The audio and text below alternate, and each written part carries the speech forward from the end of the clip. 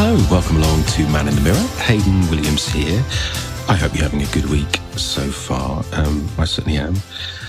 Was at a 50th birthday party for a friend at the weekend, and it sort of reminded me that my 50th is imminent and is coming up next month. So I don't know how you feel about these things, and obviously aging and life experience is something that comes up in the podcast, and it's definitely something I'm considering a bit more at the moment, you know, how I feel and where I'm at. But that said, I feel good about it. I don't feel this sort of cliche of I'm in some kind of existential crisis, but it's on my mind and it's coming up, and I'm looking forward to it. Anyway, I hope you're good, and welcome along to the podcast.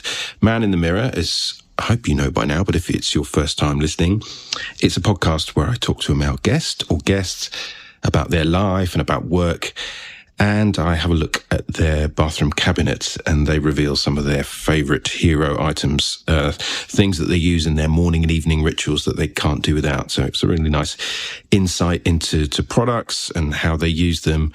And I think it tells us a bit more about the person as well. This week, my guest is John Molloy, who is one of the co-founders of Memo Paris and Hermetica.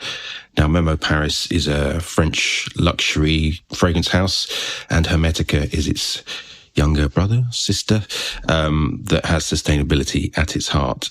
Two fantastic brands you'll have seen in major department stores around the world, and of course their own flagship store in Paris. I met John actually a few months ago at a launch for one of the Memo Paris fragrances called Sherwood, and he was such a brilliant speaker. He's an Irishman, great with stories, so engaging, so entertaining, and I thought I'd love to have him on the podcast. And fortunately, he agreed. So I think you're going to enjoy this. We met over a virtual Zoom type service, so we didn't get to meet in real life to do the podcast, but I really appreciate John's time. Memo Paris, if you don't know it, it's all about travel, but also probably more about the journey, you know, not just about the destination. So their fragrances cover all parts of the world. Fabulous fragrances, really, really beautiful. And, you know, Sherwood is a really good example of something they do, just a little twist, and it's not quite as you expect, but manages to give you something different. John works with his wife, Clara, who is the creative director of Memo Paris and Hermetica, and together they're quite a formidable team. So sit back, enjoy. It's John Molloy, the co-founder of Memo Paris, on Man in the Mirror podcast. Here we go. Welcome along to another episode of Man in the Mirror. It's Hayden Williams here. And this week I'm delighted to say I'm joined by John Molloy, who is co-founder of Memo and Hermetica. Hi, John. How are you? I'm very well. Thank you very, very much. Oh, look, thank you for doing this, and thank you for spending some time with me this morning. Where do we find you in the world today? Where are you? Today, I'm actually sitting in the office, would you believe it or not, in a very sunny Geneva. So it's quite unusual for Geneva to be sunny, but today we've got a lot of blue sky, and it's a really good day. Is it? And so what took you, because you're Irish, as people might have detected from your accent, and your wife, Clara, who is your fellow co-founder and creative director of the brand, she's Spanish, John? She is. She's a mix. She was born and reared in Paris to Spanish parents, so having a whole Spanish cultural upbringing, but yet being based in Paris. So she feels Parisian, I would say. Okay. Yet now the Memo office is based in Geneva. So how did that come about? Was that just happenstance? You know, I'd love to be able to tell you, Hayden, that we planned everything in our lives, that everything was, you know, like in a strategy book. But to be very honest, doesn't go that way, I guess. No, it doesn't. I was expatriated, believe it or not, from a French company where I was working to Geneva to run their Swiss subsidiary, and we were having our kids and everything else, and we decided to stay. We felt that it was a great place to live, a great place that we both enjoyed, and it was neutral. So neutral from both of us, either not being Paris or not being Ireland. It was sort of a neutral country where we really enjoyed, which we do very much enjoy today. Well, I'm sure it's a beautiful place to live. And I hadn't really thought of it like that before. The idea that when a couple are from different countries, actually, you can either be sort of favouring one or the other, but actually quite an interesting move to go to a neutral country altogether. Well, I think for us, it was really much a question of, we'd always kind of, when we got married and we always said, okay, let's say Paris will be our base. And then life took us here and we really enjoyed having it. And it's very easy to travel to meet people. But we liked having that. And you've got the good side of that and the bad side. The good side is you've got a neutral base and you kind of restart and you build your life around that. The downside of that is you don't have that support family network, especially with young kids and things where you could, pop off for a weekend for two and leave your kids with your parents or their aunts or their uncles or their cousins, this sort of thing. That's the only thing about it really. And otherwise you make great friends and you start off and, we've thoroughly enjoyed it. It's been a very kind country to us. Oh, that's good. And it'd be great to find out a bit more, I suppose. I'm always intrigued, with founders of beauty, fragrance, grooming businesses. When, I experienced Memo and Hermetica and, these beautiful, fully formed brands and obviously Memo's been going for 15 years plus now. But if I rewind, did you have an interest in fragrance and beauty in this world from childhood in Ireland? What was the sort of route through into this world? Well, looking back, I had sort of, you could say, rather a classic or traditional upbringing in the countryside in Tipperary in Ireland. Right. And it's a beautiful part of the world, isn't it? Thank you. Yeah. So it's the horse mecca in Ireland in a way for horse breeding and everything else. And I was brought up in this environment. And I think it's, very much in those days, very much a privileged environment. And my parents, my father was 100% Irish. My mum was born and raised in Kenya. Right. Okay. So the half Irish, half English. And I think we had this mix of people always visiting us from a young age. From my father spent 7 years in New Zealand. We had people from New Zealand, from Kenya, from England, from Ireland.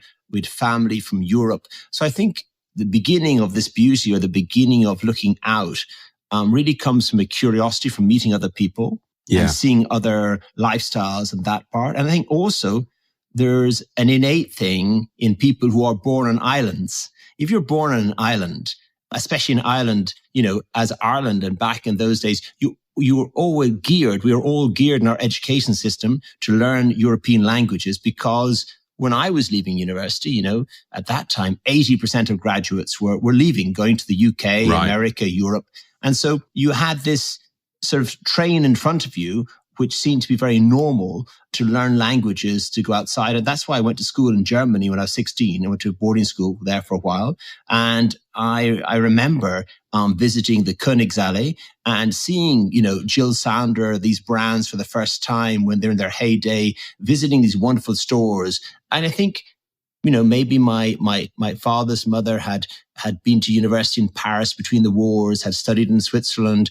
And I think there was this sort of feeling of Paris in the house. My sister was studying in Paris. And I think that with France, Paris, fashion, and then having been born and reared in the countryside where everything was made to last and made to be fixed, having an old Land Rover that when everything got fixed, you didn't just go buy new all the time, the leather goods, the saddles, everything. So I always loved taking things apart and fixing them. And I think that's where my first real touch was with maybe craftsmanship and luxury. And that's what I liked about things that were made to last, being given a jacket that was made in a tailor's in London 3 generations ago.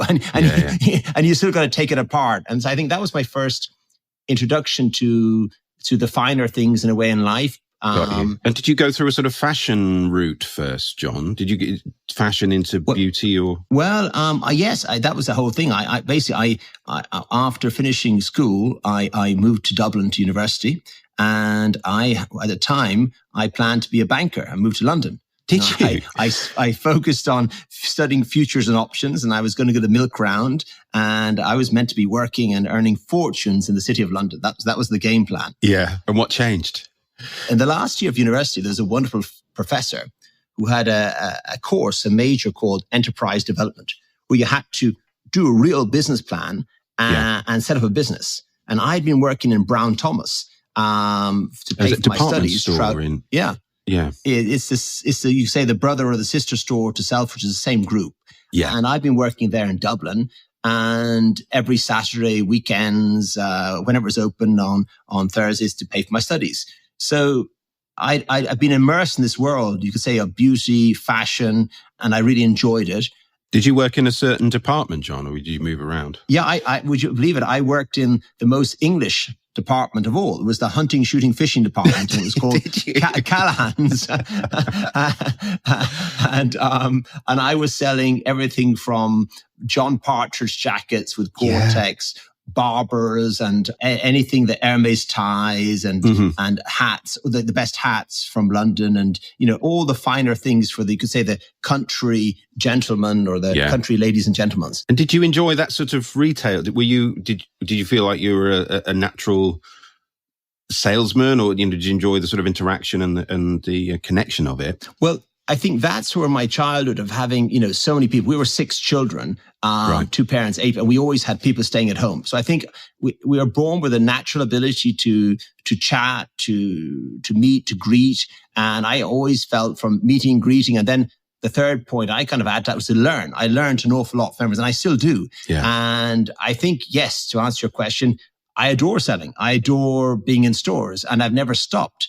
Since the age of 18, I've never stopped being in department stores, and I probably visited the majority of the world's department stores at a certain level today, so many years later. And so from working in Dublin and working in the department store, and you say you were on your course, and there was a slight sort of change of focus because you had to do this real life project about enterprise, and what happened with that? And then I set up with the help of a very future forward businessman called Nigel Calladine, who was running the company John Partridge in England at the time, who ran that concession. We set up a brand called Callahan's Dublin 1796, which was the date when Callahan's was the Irish, you could say Hermes, was the Irish saddle maker at the time. Yeah. And this was a concession. And so he said to me, go for it. So I had my business idea, and I went to him and said, look, and they said, go for it, do the plan. We'll help you with the business plan. Yeah. And then once I did the business plan and it went forward, he said, why don't you do it then? So he gave the great opportunity to go ahead and do it. And then we set up this brand, and lo and behold, at the age of 21, I was taking this collection of clothing to Bergdorf Goodman in New York. Yeah. Visiting the best stores around the world, trying to, have to train a department of menswear specialists at the age of 21 when you're bringing out this brand. And it was a wonderful experience. And I just dived in the deep end. I loved what I did. I was very lucky to have sort of, you could say, the piggyback development, having an existing brand at the time, John Partridge, that had the manufacturing capabilities. They had a wonderful factory with 200 wonderful seamstresses and based in Staffordshire. Right. And that was going back and seeing the factory, we made hunting jackets for the royal family. We made a lot of production for also at the time for a lot of big brands in the UK. And, John Partridge was really a great, great, great brand, and it was all made to last. It was all, you can see it being made in the factory, everything being cut, and it was wonderful. And I suppose that sort of, that operational side of retail and a brand, that's must have been such a formative experience and set you in good stead for what happened later with Memo. So if you fast forward a little bit, what was the sort of the birth of Memo? How did that come about? Well, having this sort of love of fashion after working for 5 years in between London and traveling around the world for Callahan's and John Partridge, I felt I'd given a lot because I'd worked from 18 till whatever it was, 25, and I left in the world tour.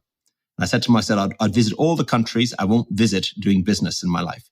So I kind of visited the world and came back and did an MBA in Paris. And this was this sort of connected to? Had you totally sort of left work? This was a kind of your own travels, or I left. I suddenly said, look, give it up. I need to take a break and think about things. Yeah. And so I left London and traveled around the world. And during my world tour, I applied for different MBAs. And I got into an MBA school outside of Paris called ESSEC, and they had a specialist MBA specializing in the brand management of luxury goods. It was the first one in the world to do this. And it was sponsored by LVMH and the big French groups. And I met a wonderful group, dynamic group from all around the world of people, and spent a year there. And then And lo and behold, leaving the MBA, I joined LVMH to run Kenzo Menswear. Oh, did you? And that's where I ended up in Paris. I always said going from the farm in Tipperary to the catwalk. It was a wonderful adventure. Love it. Having stopped off in London on the way. So I learned so much. I met so many creative people. And I think what has kept me in this industry and in fashion and beauty and creative is the creative side. It's meeting the creative people and seeing how people interpret tomorrow. And that's what gives you a smile. That's what drives me. It's like working with people who can interpret tomorrow and who've got a point of view and then trying to get that point of view out there. And I think that was wonderful. And though there's so informative years, working in Paris for 5 years for Kenzo, traveling the world and meeting partners, and also the time spent in Japan was amazing because obviously being a Japanese originated brand, I learned so much, and that was such a different culture to what I've been brought up in Europe, and that was really a fantastic learning. Did you spend much time there, John? Yeah, I used to go. We had a lot of licenses at the time. The business was very much in that time to licenses. We had a lot of licenses, and I used to spend regularly every year. I would have gone twice a year for a week or so 2 weeks a year, so over 5 years, and it was really informative time. Oh, I bored listeners before. It's whenever it comes up in the podcast. I'm lucky enough to spend a couple of years post-university working in Japan and near the city of Nagoya, just teaching English in sort of public high schools. But I just adore the country, and I've had a couple of opportunities to go back since, but not for a long time, I have to say. But I just that connection with Japan, and anybody who sort of references it or spent some time there, it's so sort of dear to my heart. And I haven't travelled by any means in the same way as you have. But what was great about being based there for a couple of years and being in that part of the Far East meant I could, and I was not really going to come back to the UK. I was meeting lots of people who were also, in their early 20s. So we just travel around to, other countries. We go to the Philippines, Malaysia, Hong Kong, and it was just, such a great time. And I think probably, you experienced it much more within the world of work, but it's, and this long-winded way of bringing us on to, the idea of travel and the journey. But I think we perhaps share this idea that it's just, when you're based in one place, moving yourself around and getting other perspectives and learning about other cultures and just absorbing it as a visitor and a traveler rather than just someone who's on holiday. I thought I knew everything when I came out of university, and then lo and behold, you go somewhere else and realize that there's so many different ways of looking at the world. And it's quite refreshing sometimes to kind of hit that reset and be the stranger in, a very unusual experience for a sort of white Western guy to be the kind of, I'm only 5'10", so to be the tallest person on a tube train in Japan in those days, but also to be the one person that looked different, I think it was useful, and and fostered a love of travel and connection and experiencing with other people, and no doubt from all the things you've said and your childhood and the fact that you've visited so many countries, it's obviously that's led to the formation of Memo Paris, which is all about the journey and, postcards from different places and taps into that very real thing that us lovers of fragrance and beauty understand, that our sense of smell is transportive and takes us to other places, and there might be imaginary places, there might be places that we've visited before, but I guess that idea of the journey was sort of central to the DNA of Memo Paris, would you say? I think you're really spot on. When we, Clara and I, we kind of got married, we met each other and we said to get married, and we thought, what a great idea, to have the freedom in our lives by setting up our own business. So we really thought that by setting up Memo Paris, we'd have the freedom of choice to live our lives. It's a very romantic idea, I think, when you're getting married. But then you realize in your own business, it's quite the opposite sometimes. But we can't quite complain. A deliberate thing to do, though. Yeah. Quite a sort of definite thing. Like, you know what, we need to do this thing together, and to give us that sort of liberation of being in control of it. And it was actually one of our good friends. We were looking for a name. We thought to ourselves, I was in fashion at the time, and Clara had her own editing company. And we were looking, and we thought, well, look, a fashion brand would be way too difficult to start, because I'd started one again without having a huge backing. We thought, what could we do? And at the time, Clara was looking at the industry, and she was saying, my God, there's a whole population of experts out there and no one knows who they are. And that's when she came up with the idea to write a book about the 22 noses, most prominent noses in the world. Right. And that's really what kind of gave us the idea after, when you meet, I think we're both, what we have in common, we're both driven by passionate people. When you meet passionate people who've got a wonderful level of expertise in their domain, be it an artist, be it a nose, be it in any domain, I think it's wonderfully rewarding to be able to listen, to be part of that. And so I think when Clara had met these 22 noses, that really said, look, we should really do something in fragrances. This is magic. This is a magic industry. And so there we were. I, of course, had experience in brands, experience in traveling the world, meeting people, working with department stores. But in fragrances, I was quite novice. And so was Clara. But we went into it, and we deep dive into something, and we put a lot of thought. And a friend of ours, actually, we were looking for the name. We were thinking about it. And a friend of ours said, look, Memo. And because we were explaining everything about the olfactive memory, because out of your 5 memories, the 5 senses, your best memory is your nose, your olfactive memory. Yeah, and they said, we were talking about this and explaining the concept we had. And she goes, why don't you call it Memo? And that's when it kind of dawned on us, the name Memo, and being in Paris, Memo Paris, we were living in Paris at the time.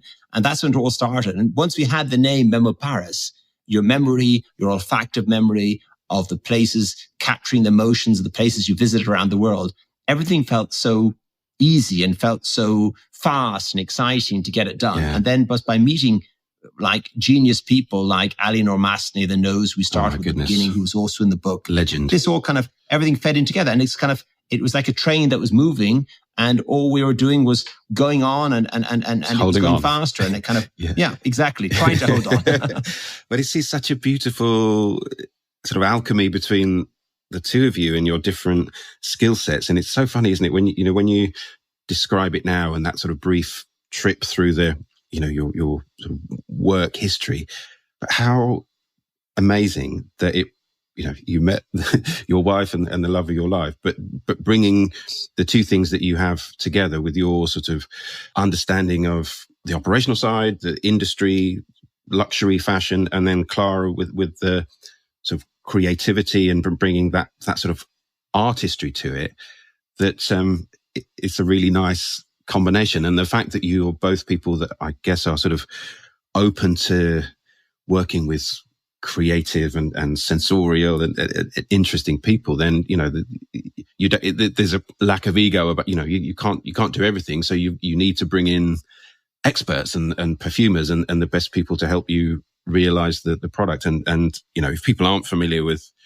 Memo Paris, and I recommend you do, of course, but there's such artistry, and there's real beauty in the work they do. There's a beautiful range of fragrances, of course, but what struck me is how the other senses are catered for as well. And right from the packaging, there's the box has a map that's got all the different Memo fragrances on it. The bottle's beautiful. It comes with a hand-drawn postcard, and it's a real feast for all the senses. So all the experience that both John and Clara have brought to this incredible brand that's now been going for about 15 years, it's a beautiful range. So I just love it when fate brings two people together, and it's obviously working really well. And this year, so we met at a launch for Sherwood, which is one of your latest fragrances, which I guess, is it one of the first times you've focused on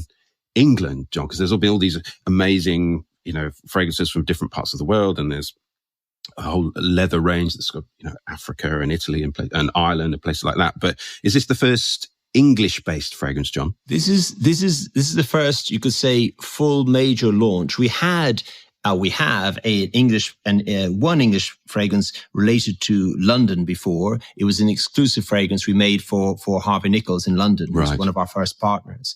But Sherwood is the first full launch all around the world, which we've launched as in a major launch in nearly 60 countries.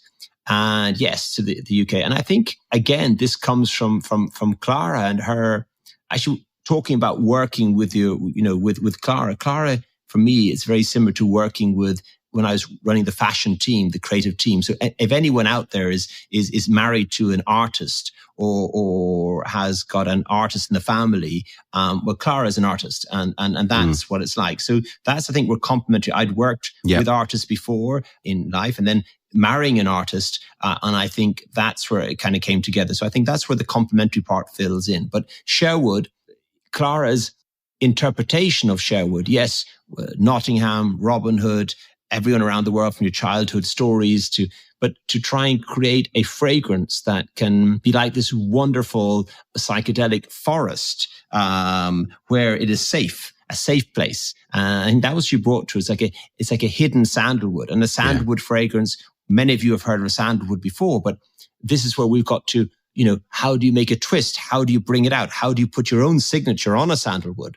And I think that's where Clara brings in this wonderful feminine side as well, to taking something as a sandalwood, adding a wonderful Damascus rose, and at the same time putting a new, very new, exciting ingredient called carrot seed oil, and using this and to bring it together, the three main ingredients, to make a wonderfully rounded, comforting sandalwood fragrance. And I think that's the sort of, we try to share. And I think where it starts off, really, people often ask us, how do you do it? It's something that really touches us, or touches Clara. And it's I think because she's a French poet, her ability to kind of capture her emotions and put them into words. Right. And then by having long-standing relationships, those words are turned into ingredients. And then it all fits together. Yeah. And I think it's kind of like that. I think we'd be nowhere without the creative people around us. And we've got a very loyal team, and who've been working with Clara for years, 10 years or so. And all of this together is really what brings sort of, I think, a handwriting or a signature, or you say a common denominator to what we do. But obviously in Clara, you need that creative director role, that person that is sort of the person that conceives of the idea and knows when it's right. That's really important too, isn't it? That like you say, the sort of the signature, so that there's a thread throughout the line, and someone who's the sort of ultimate arbiter of that creativity is really, really important. You're so right. And I think if you want to put that in a nutshell, what is that? It's someone who knows what they like and what they don't like, and the ability, no matter what, to say yes and no, which is very hard. I think the hardest thing when you're working with people and brands is to say yes and no, because obviously people have worked hard, and when it's no, it's difficult. And when it's yes, it's great. But it's yes and no. And to know what you like, and to have a vision of what you like. And I think that's what a brand is. Our Memo Paris is not called after us. It's not about us. It's about anyone who shares a vision of curiosity for other places, other people, and which can evoke emotions. And I think that's what Clara keeps at. Does every fragrance evoke emotions? Does every fragrance, can she wear it on her own skin? Does she like it herself? And I think if you keep those sort of values, you could call them family values or founder values, but I think your brand builds step by step, because those who like you love you. Yeah. And you don't want everyone to love you, but those who do love you really love you. Have a sort of core people who are passionate about what you do. And as you describe Sherwood, I think it's beautiful. And what I loved about it is exactly that it's not obvious. And, one might think of Sherwood Forest and verdancy and, greenness and very lush, and it has some of those things. But as you said, John, there's some really interesting ingredients that takes it in a much more sort of thoughtful direction with the sandalwood and that carrot seed. And there's this sort of surprise, sort of butteriness to it. It's so beautiful. And so it's out everywhere now. And is it going really well? Is that a good seller in store? We're really lucky, touch wood, because, being a founder and being a niche fragrance brand, we don't test, we don't market, so we never know. Yeah. So we launch what we love, and then we kind of pray. Yeah. and we hope that'll work well. But we've been very lucky, and it's done extremely well. It's been really well received, and it's now been launched, I think, in nearly 40 countries. Wow. And we've had such positive results. And when you launch a fragrance, it's always, in our industry, it's always the second bottle, because a lot of people buy the first bottle, but then it's the second bottle. So we always know if a fragrance is successful about 6 months down the line. Right. So they come back for more. Be the biggest hit ever. Exactly. Because people, some people can buy something, but it's the second bottle. So we really feel so far that it's been a great success, and all the indicators that we have, and it's mainly human indicators from our teams, of people around the world who are selling in the department stores, or in our own stores, and even online, is that the feedback has been tremendous, and that's what keeps us going. Oh, I'm really thrilled, and it's richly deserved. It's beautiful. So I'm going to put some links in the program notes to the Memo Paris website, obviously, and some of the products that John refers to. The final thing on just talking about the creative dynamic between the married couple who are co-founders, as it is with Memo Paris. I wonder, do you have the ability to, or do you even do this, of sort of switching off altogether from the business? Can you be kind of disciplined of when you're having your family time of saying, look, we're not going to talk Memo, Hermetica, fragrance, or does it sort of invariably seep into everything in life, and maybe it's not even a problem? I don't know. How do you view that? There's either a politically correct answer or there's the honest answer. I'd like to give you the honest one. Please. We try to have moments. We look at each other, and if either of us is very tired or whatever, we're not going to, go into the worst thing is be at night, before you go to bed or something, having a chat and talking about work. It's the worst thing. Yeah. So we try the certain rules we do as a couple like that. Yeah. Otherwise, it's very fluid because we've developed over time Clara comes into the office every Monday. And so physically presence every Monday, they see the whole creative team and the R&D and the product team, and they present. And then they present everything to her, and she gives those yes, no, and gives another drive and some leadership to the team. And then she comes the following Monday. So it's kind of like I'm running the office or running the team on a regular day-to-day basis, and she is the creative direction that comes in and lets the team then work. And I think that relationship that we have in the office, and that relationship we have where we both respect each other's strengths, and at the same time, we both have to give feedback to each other on the parts that we do. So I will talk about a launch that's been successful or with Clara, and she will talk about if she sees something in a department store or something is not. We have to challenge each other. I think that challenge is really healthy, and I don't know how we can not do it. We do try to take sometimes weekends away for the two of us.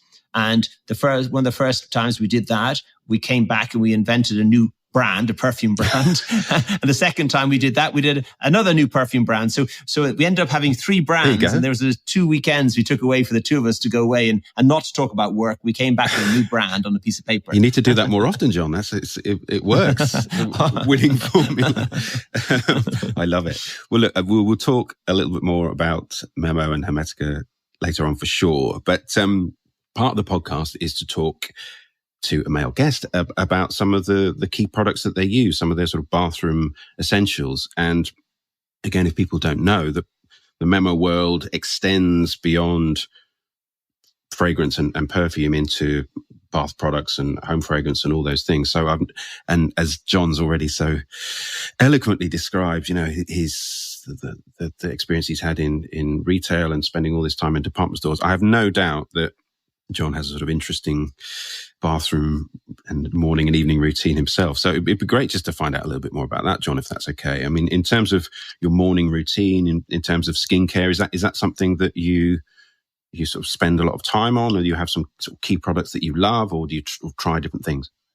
Because I've worked in the industry, and having worked in fashion, as you said, in cosmetics, you've been seen so much, and you've been tried everything, and by curiosity do it. And also, I've had over the years very, very many hair, different types of wearing facets of wearing my hair. Yeah. And I had a beard after climbing. I love mountains. After climbing a mountain in Alaska, I came back with a beard, which was a good 7 inches long. So nice. So I've tried out a few different things, and I've tried a lot of products. But what can I say? I am one of those, you could say, horrible husbands that always pinches his wife's cosmetic when she's not looking. Yeah. So, when she gets up, I have my shower. When she's gone, I steal hers. No, I've tried many. I'm very lucky to have some friends who've got other companies, and I've always, when I was working, I worked for a while with L'Oreal. And I was blessed to have all of the products from L'Oreal when I was there. And there's some fantastic brands. And then afterwards, once leaving, so for skincare products, and skin, I use an electric razor. Okay. I grew up watching my father with his Gillette and everything else. So I use an electric razor. So one of these brawn razors that works on wet, wet and dry. 3-headed ones? No, it's the double one, the parallel was the 9 series from Braun. And it's, but then you have to, I don't know if anyone uses those, you still have to use a normal razor because it just won't do everything at the end of the day. Absolutely. You've still got to try and get out. And I used quite a lot of beard products over the years because I had a beard for many years. And I used a thing called Jack Black. I think it was a brand called Jack Black. Yeah, it's beard oils. Yeah, it's really good stuff.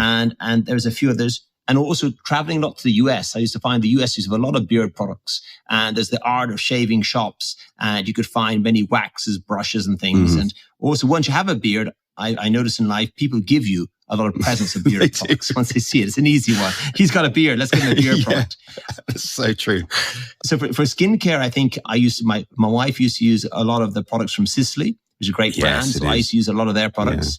Yeah. And then I think for hair care as well, they brought out a hair range. And I've used a lot of that, their hair products, especially for men, because I'm thinning a bit in the back. So I've got this kind of thinning thing. So they brought out these products that are meant to help you from thinning. So I don't know if you do, but it feels good. Yeah. And I think there's a lot of products with mint. I like putting mint products in my hair because it's kind of like a cooling, soothing effect.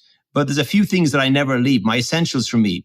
One is, when I ask me, it's called the Roche Posay, and it's Cicaplast, and it's for your lips. Okay. And because I'm traveling in planes, I'm traveling in the mountains, and I do a lot of road biking, and so your lips really get a lot of all weather. So is it like a lip balm? The one that's a lip repair. It's like a lip cream. Okay. It's a lip repair cream called Cicaplast, and it just is an amazing thing for your lips. If you're in planes, if you're traveling, if you're biking, if you're outside in the mountain, it's like -5, whatever it is. It's a great sort of protection. Great. That's one thing. They've got some great suntan. I've got some La Roche Posay UV suntan face cream, which is great. And they're great for sensitive skin as well, which is cool. And then I think really there's a few things. Obviously I'm going to say I use all of our own shower gels all the time. But when I'm not using our own shower gels, I use Weleda. And they've got a wonderful Arnica shower gel, and and especially their Arnica massage oil, because I try to get a bit of sport to keep myself sane. Yeah. And I've always bring with me a small bottle of Weleda Arnica massage oil, and it's something when you got a calf or a thigh or a shoulder or whatever. So that's my kind of must-have. And then again, there's another thing. It's actually a machine. It's called it's by Therabody, called a Thera-gun. Right. Have you ever used it? Is that sort of massaging thing? It's like a physio gun. Okay. So it's like having a physiotherapy giving you. So it's called a Thera-gun, and it's really can be quite forceful at a while, but it really does after coming back from a 10-mile run or a 5-mile run or going out and biking, your legs are feeling heavy. It's amazing. And so that's one thing I learned from a friend of mine, showed me how to use it, and it's been a fantastic thing. Great. And besides that, there's a French hair brand called Leonor Grey, which make wonderful shampoos, which I love. And there's another one which which is great if you like the relaxing. It's called Christophe Robin, and they've got a salt. It's like heavy salt. It's like a cream with salt in it. Okay. And it's a shampoo. Right. And you massage it into your head, and it's wonderful. So I'm always into sort of like mint or salt or anything that's got sort of a massage or what I call a therapeutic part to it. And they're really my kind of essentials that I have with me. Great. And there's one other thing I always have with me is I'm a big person into manicure, I always like to have a manicure set with me. And there's a wonderful, I think, German company, I think it's called Hammann, and they make these wonderful in leather cases manicure sets. And I always love to have one wherever I go, which you can pull out whatever. I'm always annoyed if I got a nail that's broken. Yeah. So through my CrossFit, doing CrossFit and biking and then running around to meetings and things, I try to keep your hands together, and they're often broken nails, and I'm always looking for a good scissors. Oh, that's good. Yeah, that's a really good tip. And in terms of fragrance, John, I mean, obviously you have the full gamut of your own stuff. I mean, what's your relationship with fragrance? Again, is it about trying what the competitors are doing or having a sort of fragrance wardrobe of your own products? How do you choose? Like today, what did you choose and how do you choose it? The first question, how do I choose fragrances?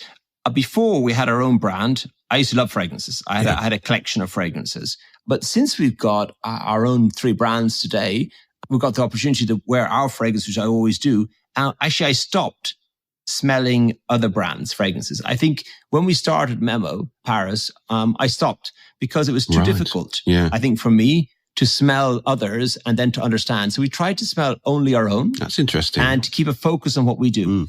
And I think that's been something we try. We tell people in the company as well, we don't ever want to talk about other people's brands. We don't ever do anything like that because you spend so much time talking about other people, you don't focus on your own. And we're a small team. We need to focus on what we do. Yeah. So I don't really, I don't wear and I don't smell other people's fragrances. Obviously, when someone's wearing them, you can smell them. Yeah. And today I'm wearing a fragrance called French Leather, which is all about Paris.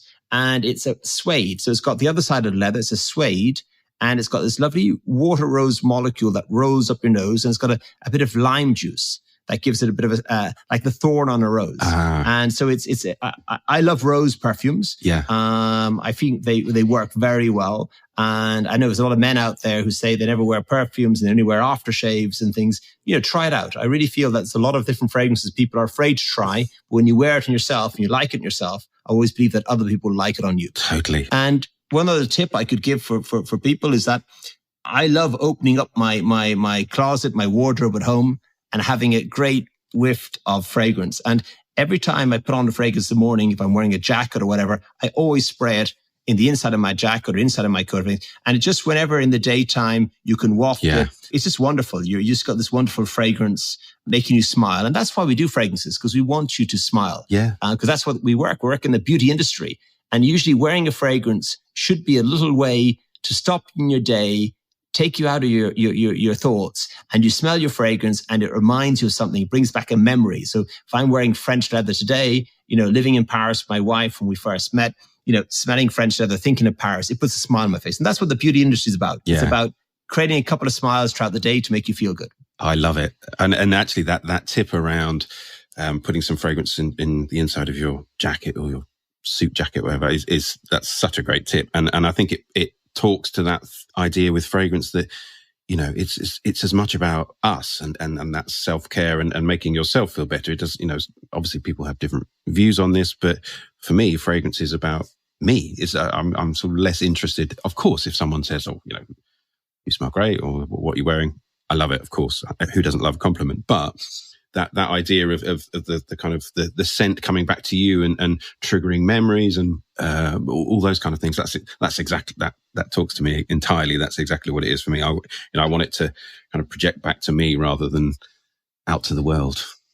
But I know people think about that stuff differently. No, but Adam, what you're saying there, I think, is really where the whole industry, you could say, is going, or where the niche industry is going. Yeah. And what you're saying there is exactly what we try to do, because when you first buy a fragrance, like you first buy anything, you're influenced by fashion. You see something on the media, or whatever it is, and you want to buy what other people are buying because people want to fit to a club. Yeah. As you get older, you more self-confident. You want to buy something you like that fits you. And I think that's who we are today.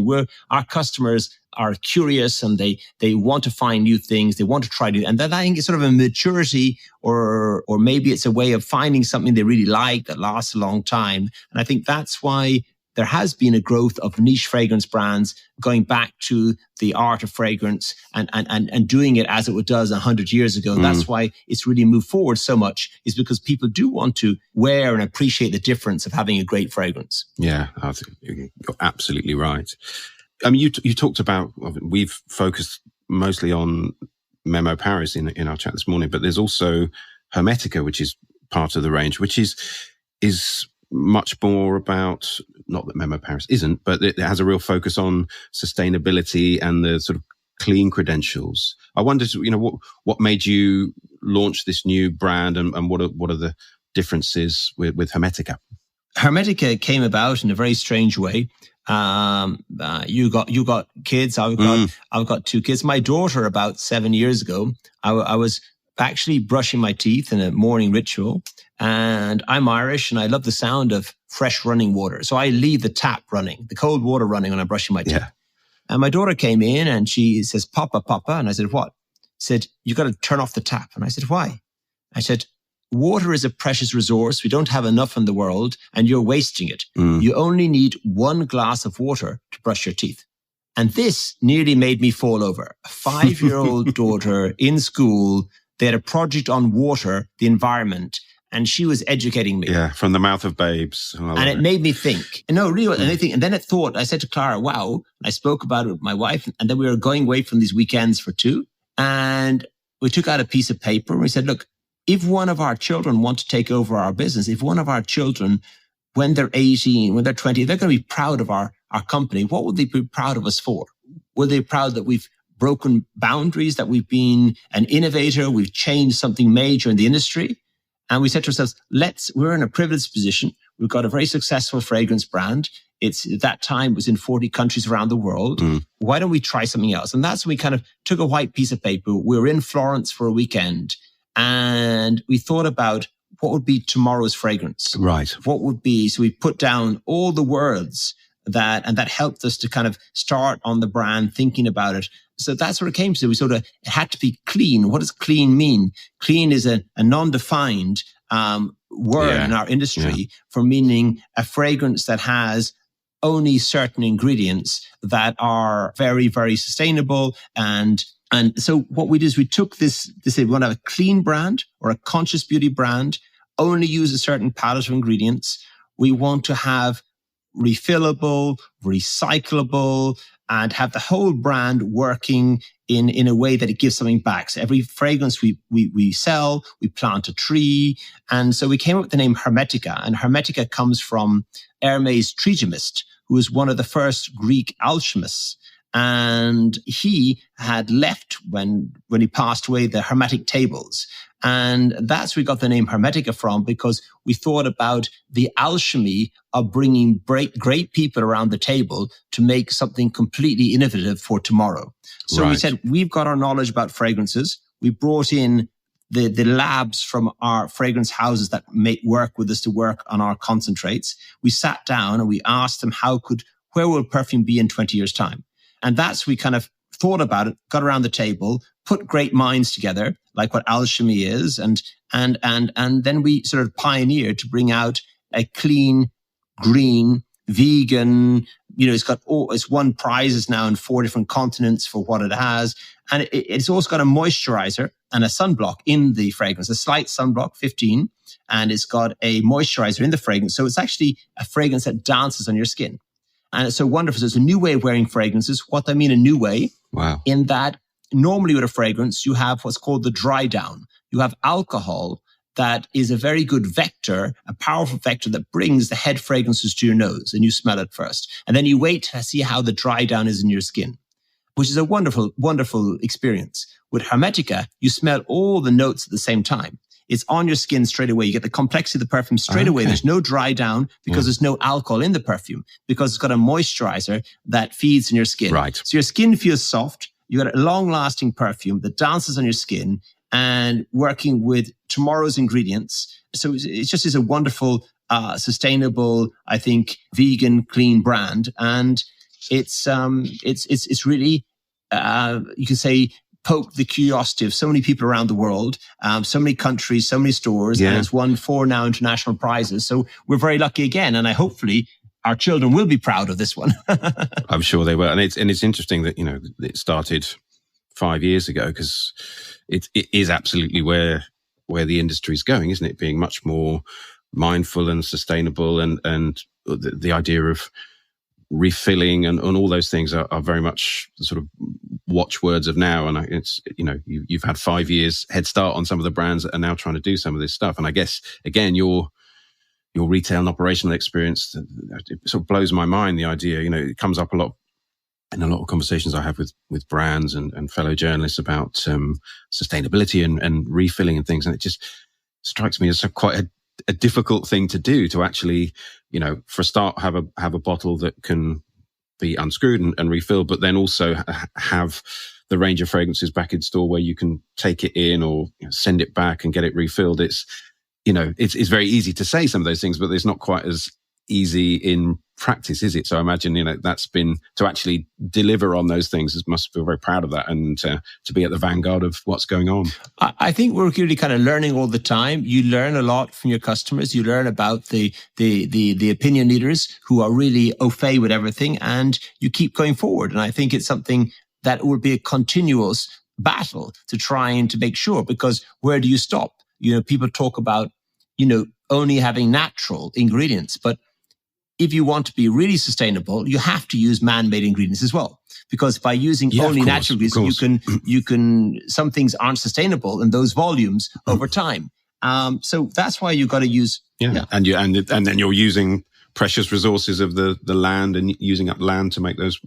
Exactly. And that's why we try to be, to use a lot of green chemistry. What is green chemistry? It's sort of upcycling of materials that may be waste products from other industries, and to use the best of both man-made and God-made or nature-made, whichever way you put it, and try to bring them together. Yeah. And then it has to have a moment of truth.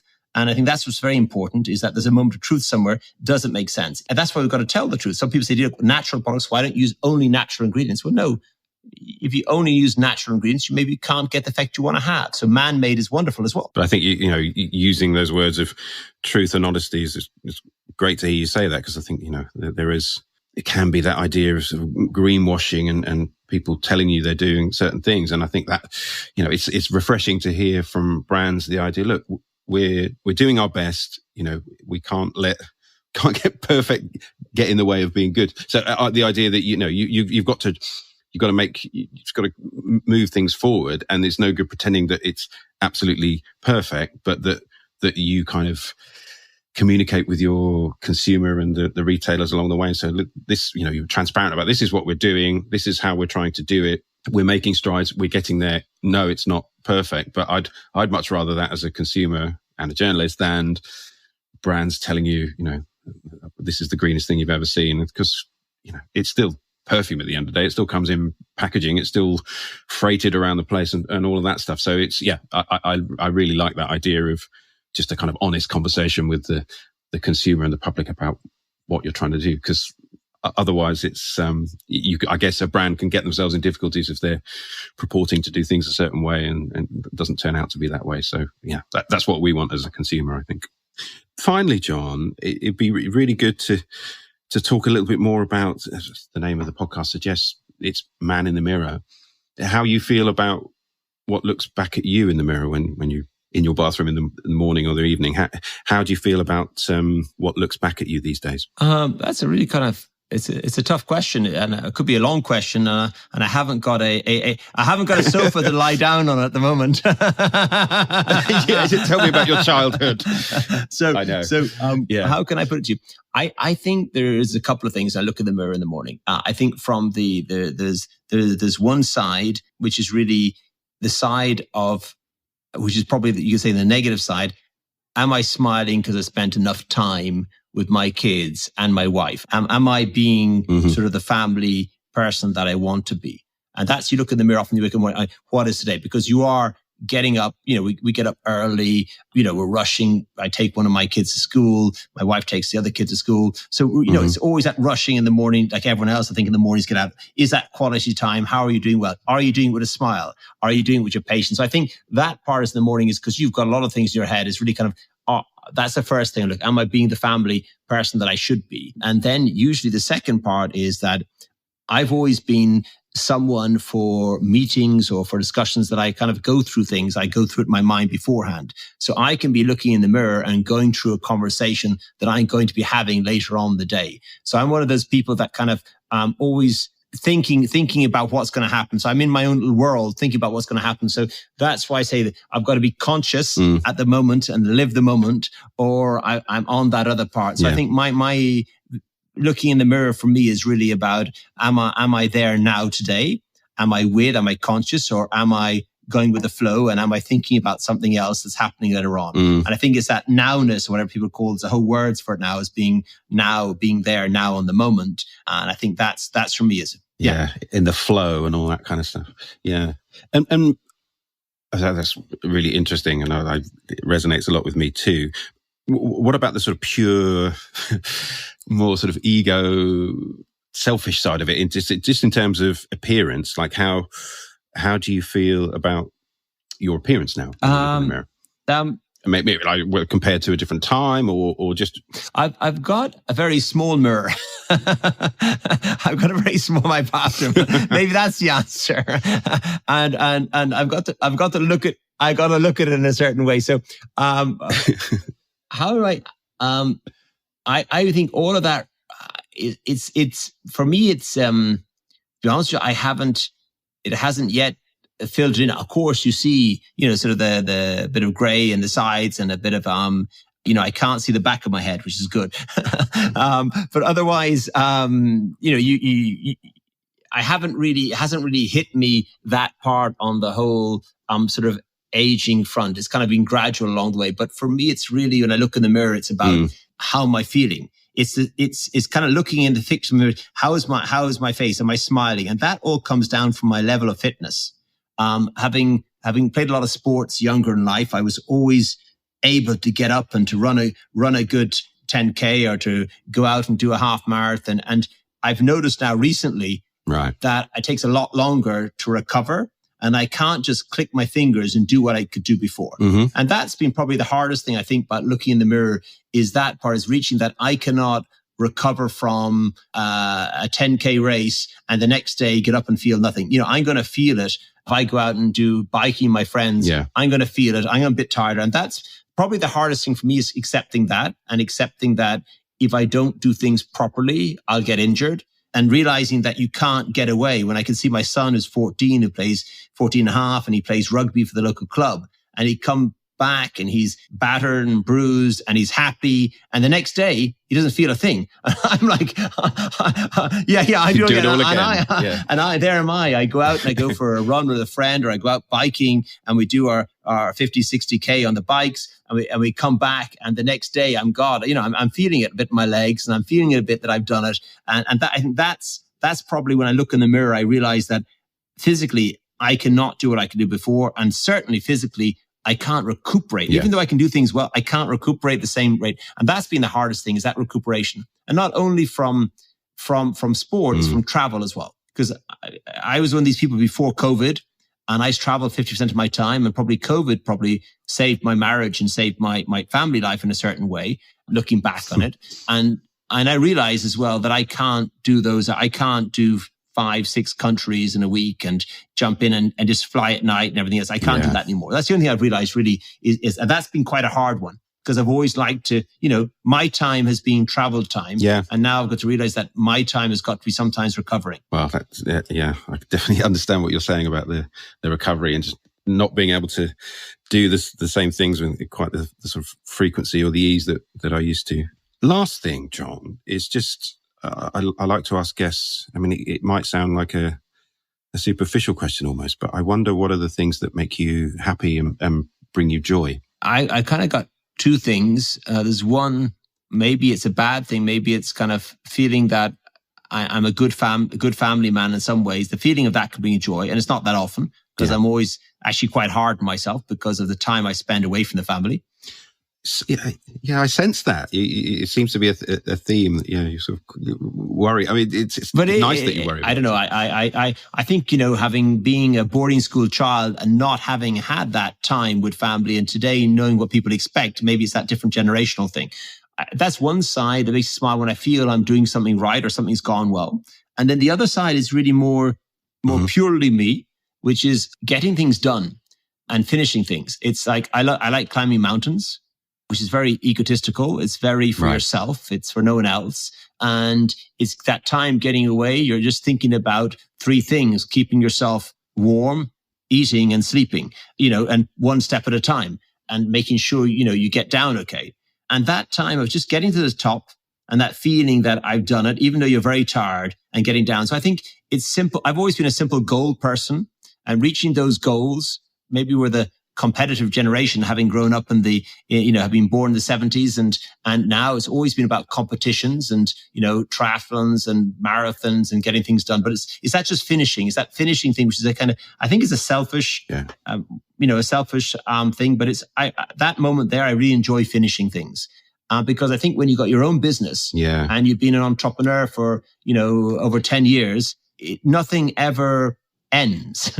Nothing ever, there's no start and the end. And so you don't know how to finish it. And that's why I think I liked working in fashion before as well, because you got your spring, summer and your autumn, winter collections. You got 2 years in every year and it keeps turning quite quickly. And I think there's, so I think probably selfish goals make me smile. Things I do myself, like biking, triathlons or mountain climbing. And then the other thing is that when I feel I've done something right with a family. And those are the two things that kind of, if you ask me, will make me smile, they're the things. And if by I mean family, of course, I mean my wife as well, because it's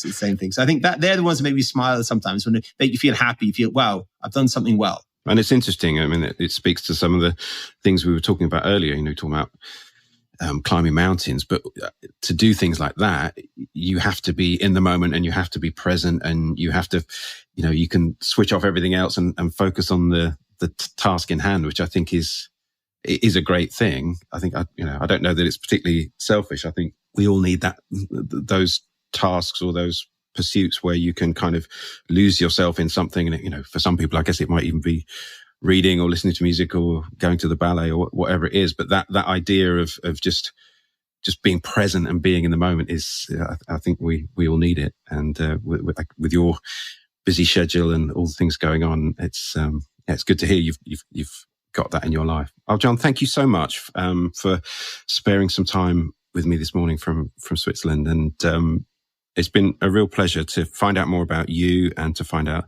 a little bit more about your brands and the path you've taken to get where you are. As I said, I'll mention some of the products that you referred to in the program notes and in my posts and let people know where they can find out more about Memo Paris and Hermetica.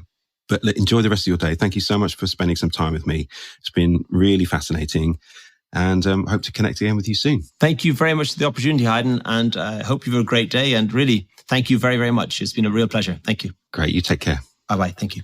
It's funny listening back to the conversation and realizing that John's, moved from his home country to somewhere else and traveled so much with work and the same with Clara. It's absolutely no surprise that Memo Paris is all about travel and the journey.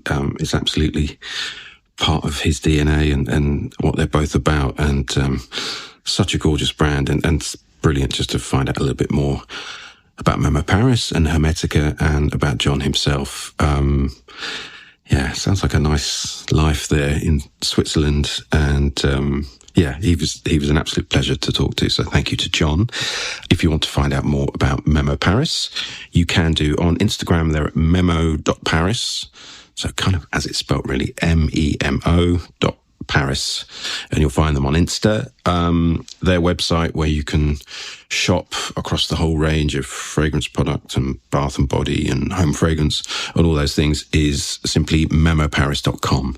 So memoparis.com for their website.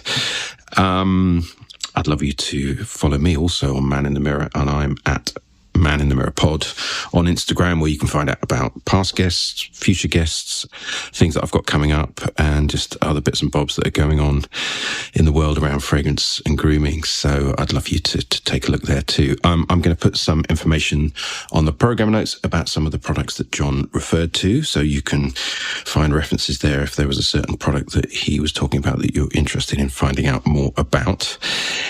And in the meantime, my thanks to John and my thanks to you for listening. And I'll see you next time on Man in the Mirror. Take care.